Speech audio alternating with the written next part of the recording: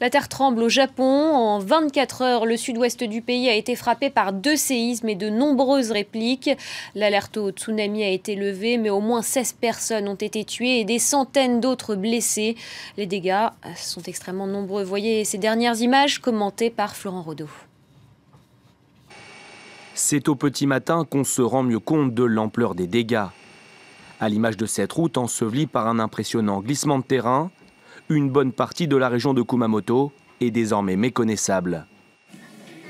Plus de 40 000 personnes ont déjà dû être déplacées, relogées pour la nuit dans des gymnases comme celui-ci. Aujourd'hui, plus de 1300 personnes cherchent un refuge et ce nombre va largement augmenter. Après tout, à cause des multiples répliques, les gens ne sont pas en sécurité s'ils restent chez eux.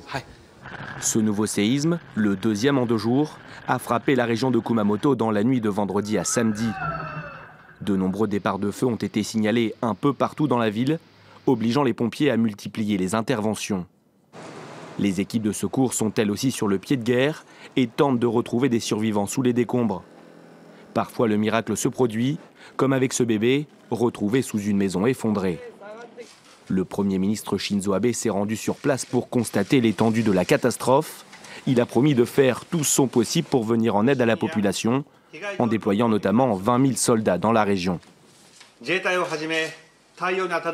J'ai demandé à ce que les troupes soient largement renforcées et que soient envoyés vers la zone sinistrée les responsables des secours en cas de nouvelles catastrophes.